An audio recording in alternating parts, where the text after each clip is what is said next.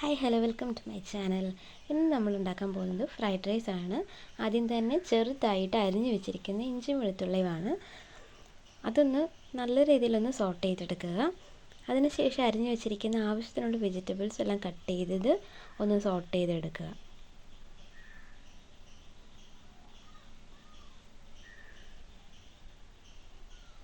അത്യാവശ്യം ഒന്ന് സോട്ടായതിന് ശേഷം നമ്മൾ ക്യാപ്സിക്കം ക്യൂബായിട്ട് അരിഞ്ഞു വെച്ചിരിക്കുന്നതാണ് ഇടുന്നത്. ആ കൂടെ തന്നെ നമ്മൾ കുക്കുംബറും ഇട്ട് അത്യാവശ്യം ഒന്ന് ഇളക്കിയെടുക്കുന്നെന്ന് മാത്രമേ ഉള്ളൂ. കാരണം ഇത് അധികം വെന്ത് പോയിട്ടല്ലല്ലോ നമ്മൾ ഫ്രൈഡ് റൈസിനകത്ത് ഇടുന്നത്. പിന്നെ ഇതിന് ആവശ്യമായിട്ടുള്ളത് ബസ്മതി റൈസാണ് എടുത്തിരിക്കുന്നത്. അത് 2 മണിക്കൂർ മുമ്പ് തന്നെ അരമണിക്കൂർ വെള്ളത്തിൽ കുതിർത്തിട്ട് അത് 3/4 ഭാഗം വേവാക്കിയിട്ട് നമ്മൾ ഫ്രിഡ്ജിൽ വെച്ചിരിക്കുകയായിരുന്നു. ഫ്രിഡ്ജിൽ വെക്കുന്നത് എന്തിനാണെന്ന് വെച്ച് കഴിഞ്ഞാൽ ചൂടോട് കൂടി നമ്മൾ ഫ്രൈഡ് റൈസ് ഉണ്ടാക്കാൻ നോക്കിയാൽ അത് ഭയങ്കര കട്ട പിടിച്ച് കിടക്കുന്നുണ്ടാകും.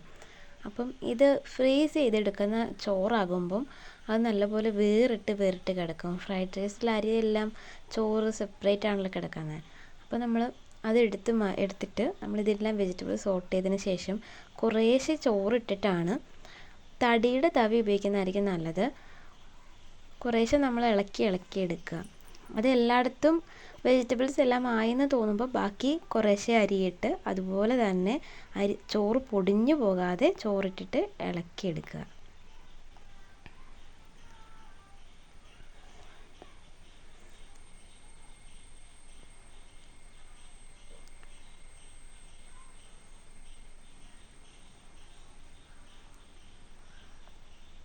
എല്ലാവർക്കും ഇഷ്ടപ്പെടുമെന്ന് കരുതുന്നു.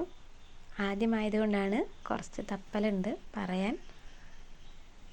ഇഷ്ടമായ ലൈക്ക് ചെയ്യുക, ഷെയർ ചെയ്യുക, സബ്സ്ക്രൈബ് ചെയ്യാൻ ആരും മറക്കരുത്. സപ്പോർട്ട് ചെയ്യുമെന്ന് കരുതുന്നു. ചൂടോടുകൂടി തന്നെ നമുക്കിത് സെർവ് ചെയ്തെടുക്കാവുന്നതാണ്. ഇതിൻ്റെ കൂടെ സൈഡായിട്ട് ചില്ലി ചിക്കനാണ് കൂടുതൽ ബെറ്റർ. പിന്നെ എല്ലാവരുടെയും ഇഷ്ടം.